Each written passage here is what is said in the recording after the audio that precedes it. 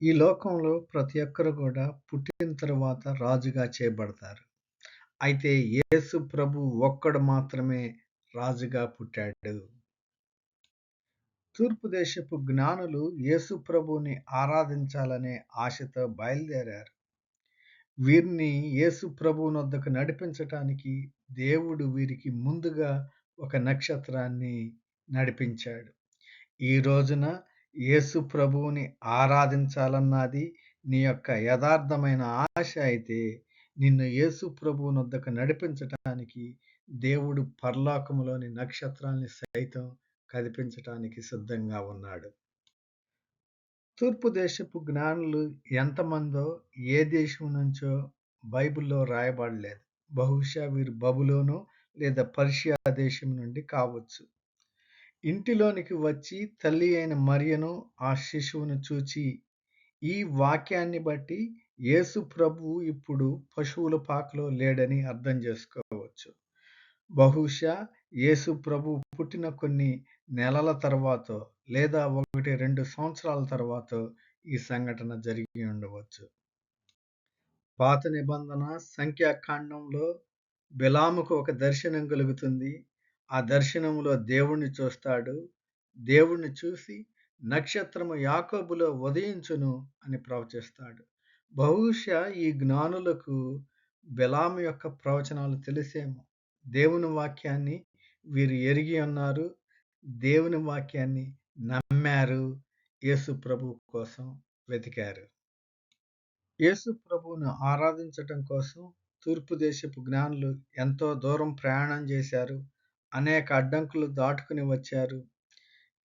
యేసు ప్రభువును ఆరాధించటం కోసం ఎంతో ప్రయాస, సమయము, ధనం వెచ్చించారు.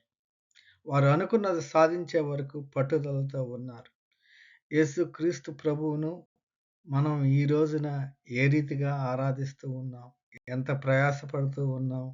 ఎంత సమయాన్ని వెచ్చిస్తూ ఉన్నాం? తూర్పు దేశపు జ్ఞానులు యేసు ప్రభువునొద్దకు ఖాళీ చేతులతో రాలేదు. ఆయన్ని ఏదన్నా అడగటానికి రాలేదు. దీవెనల కోసమో, ప్రార్థన కోసమో వారు రాలేదు.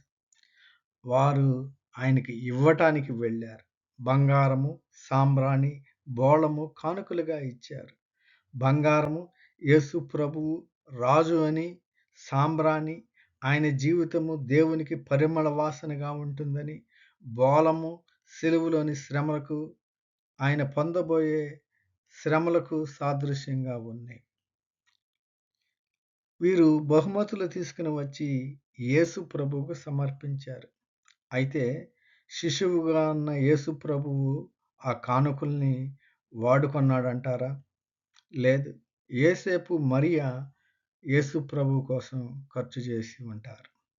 ఈ రోజున మనం ఇచ్చే కానుకలు కూడా యేసు ప్రభువు వాడుకోడు. పాస్టర్స్, చర్చి యేసు క్రీస్తు కోసం వాటిని వాడతాయి. ఈరోజు మనం దేవుని సన్నిధికి ఎందుకు వెళ్తా ఉన్నాం? మంచి మ్యూజిక్ కోసమా? సాంగ్స్ కోసమా? వాక్యం వినటం కోసమా? లేదా యేసు ప్రభువుని ఆరాధించటం కోసమా? ఆయనకి ఇవ్వటం కోసమా? తూర్పు దేశపు జ్ఞానులకు నక్షత్రాన్ని ఎవరు చూపించారు? దేవుడే చూపించాడు. దేవుడు ఆయన కుమారుడైన యేసు ప్రభువుని మనందరం కూడా ఆరాధించాలని ఇష్టపడుతూ ఉన్నాడు. హెబ్రీయులకు రాసిన పత్రిక 1వ అధ్యాయం 6వ వచనములో దేవుని దూతలందరూ ఆయనకు నమస్కారము చేయవలెనని, ఆయన్ని ఆరాధించాలని దేవుడు తెలియజేస్తా ఉన్నాడు.